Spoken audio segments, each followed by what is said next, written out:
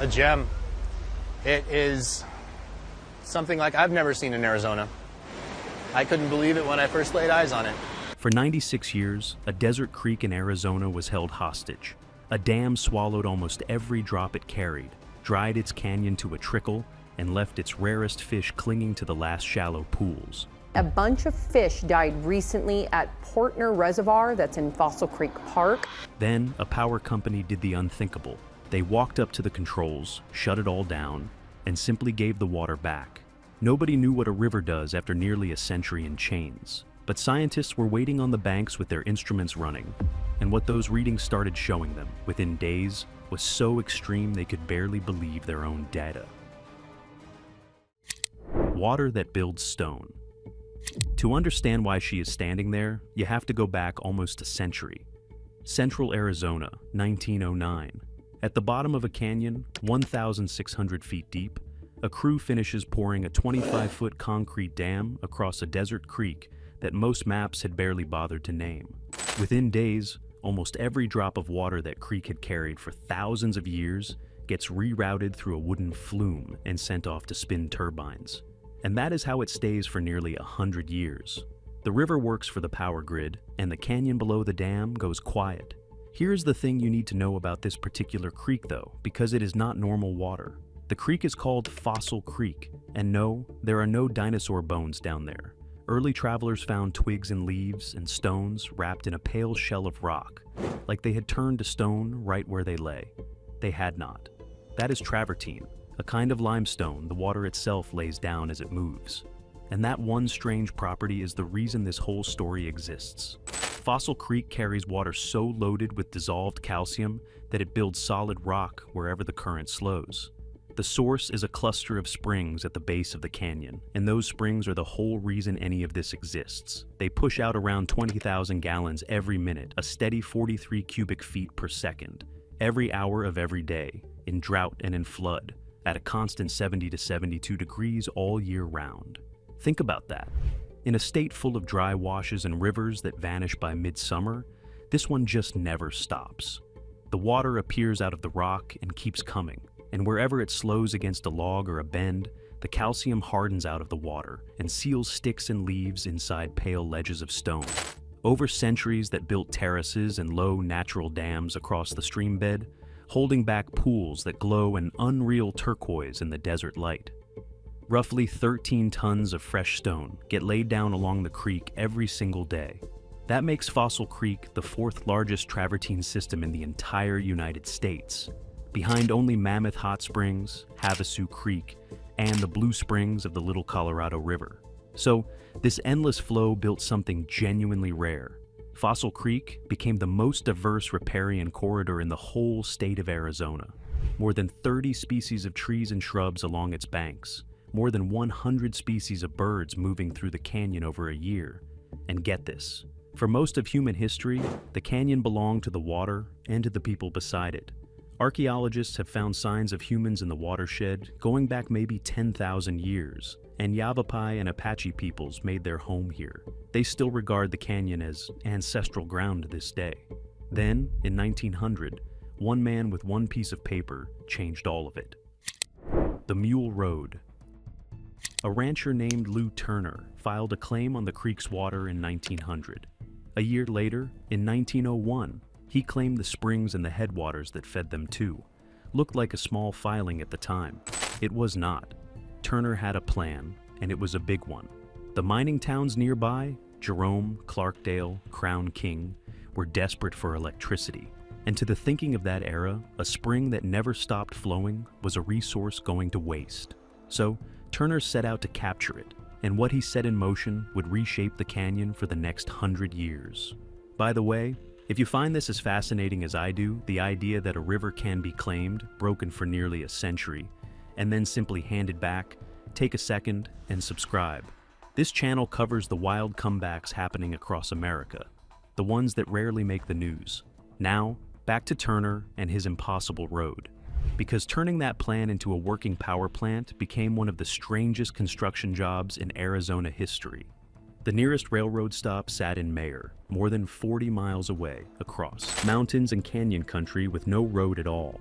So the crews built one. More than 400 mules and 600 men hauled over 150 wagons along a 40-mile trail they carved into the terrain. Most of the laborers were Apache and Mojave men, dragging turbines and cement down into a canyon that dropped 1,600 feet from rim to water. Men and animals died on that trail. A bond issue raised $1.5 million, a staggering sum for the time. And construction of the Childs Power Plant began in 1908. On June 21, 1909, Childs came online, named for a bondbroker named S.W. Childs. A second plant, Irving, followed between 1915 and 1916, named for the financier Irving Bondbright. To feed both plants, the creek's flow got funneled through 8,800 feet of flumes, and the 25-foot dam near the springs captured almost the entire stream. At the time, this looked like nothing but progress. Water that had run free for thousands of years was finally being put to work. What it was costing the river, nobody would understand for the better part of a century. Powering Phoenix. And the payoff was real. By 1920, the Childs and Irving plants together supplied roughly 70% of the electricity for the growing city of Phoenix. Think about that for a second. A little desert creek hidden at the bottom of a remote canyon was quietly powering one of the fastest-growing cities in the American West. Streetlights, streetcars, the first air conditioners in the valley, a lot of that current came from water welling up out of limestone 100 miles away. The arrangement held for decades, and the plants got famous for it. Named a historic mechanical engineering landmark in 1976. Added to the National Register of Historic Places in 1991. On paper, the whole thing looked like a triumph that only got more distinguished with age. But here is what that paper never mentioned. Below the dam, the creek was a ghost of itself. With almost all its water pulled into the flumes, the stream bed downstream ran at a trickle, sometimes as little as 1 or 2 cubic feet per second, where the full flow should have been 43 or more. The travertine, which needs moving water to grow, stopped forming along long stretches. The famous pools shrank. Native fish that had evolved in this one specific stream got squeezed into a fraction of their old habitat.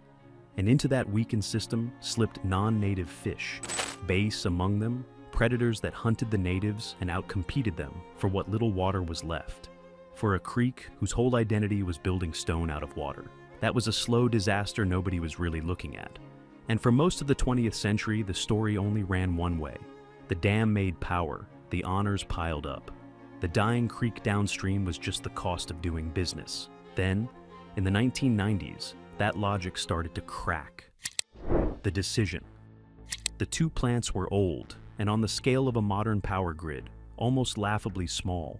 Environmental groups, including the Center for Biological Diversity, hammered the point that diverting the creek had wrecked its rare travertine, shrunk its wetlands, and driven native species toward collapse.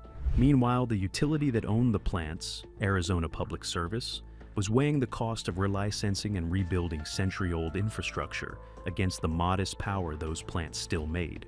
And in 1999, the company did something that genuinely stunned the conservationists who were used to losing fights like this. Arizona Public Service agreed to decommission both plants and return the full flow of Fossil Creek to its natural course. Nobody forced them, no court order. The utility just chose to give the river back. And get this, in a region where water is the single most fought-over resource there is, a company voluntarily surrendering 20,000 gallons a minute was almost unheard of. This was only the second time in United States history that a dam had been torn out purely for environmental reasons. The first came just 6 years earlier with the removal of the Edwards Dam in Maine, but that one cleared the way for fish with real commercial and recreational value. Fossil Creek was different. The fish it was meant to save, the suckers, the dace, the chub, had almost no market value at all.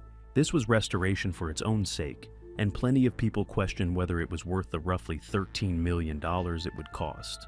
And it carried a weight beyond dollars. For the Yavapai Apache Nation, whose ancestors had helped build the very dam now being taken apart, the moment was complicated. At the ceremony marking the shutdown, tribal historian and councilman Vincent Randall stood and spoke about that tangle of pride and loss. His people built this dam, he said, and they had been proud of it. But its time had passed, and he asked the creek for forgiveness. Then came the hard part. Almost nobody outside the project saw coming. Clearing the way. Because you cannot just flip the water back on and hope for the best. By 2004, the stretch below the dam was full of non-native fish that would multiply the instant full flows returned, finishing off the very species the whole effort was meant to rescue. Pay attention to this next part, because it is the reason the recovery worked at all. In the fall of 2004, close to 100 people from across Arizona did something drastic. Working alongside the U.S. Forest Service, Arizona Game and Fish, and scientists from Northern Arizona University, they stripped the stream of its invaders and built a barrier to stop them coming back upstream. The order mattered. Clear out what did not belong. Hold the line at the barrier. Then hand the native fish the one thing they had been denied for nearly a century. Everything was in place. The scientists just did not know yet how fast the river would answer. Then came the day. June 18th, 2005, 96 years after the diversion began, Arizona Public Service shut off the flume feeding its power plants. For the first time since 1909, the full weight of Fossil Springs was allowed to run down its own canyon. It did not come as a dramatic wall of water. It came slowly, almost politely, filling the nooks and side channels and pools one at a time, while a crowd of scientists and locals stood and watched it arrive. And this was the first time a desert stream anywhere in the American Southwest had been handed its full natural flow back. Nobody was sure what would happen next. The Great Experiment, which brings us back to Dr. Jane Marks, standing at the creek that June day, watching the water come. Marks, a conservation ecologist and professor at Northern Arizona University, had done something almost no scientist ever gets to do. She had positioned her team on Fossil Creek years before the water was ever turned back on, and that head start turned out to be everything. Here is why that is such a big deal. Restoration projects almost never get studied this way, because scientists rarely know in advance which river is about to change. Marks knew. For years before the shutoff, her team measured the starved creek in detail, its chemistry, its fish, its rock building, against a healthy reference stretch upstream that still ran at full flow. So, when the water returned, they could see in hard numbers exactly how far the recovering creek had come. Marks would later note, this was the only dam decommissioning in the world where such a broad team of scientists studied both the costs and the benefits of restoration in real time. And what they recorded over the next seasons reads less like slow healing and more like a system snapping back into place. Photosynthesis in the stream climbed. The creek's ability to take up and process nutrients came back to levels matching those healthy upstream reaches. They had braced for a recovery that might take decades. Instead, the core ecosystem processes came back almost fully, and came back fast.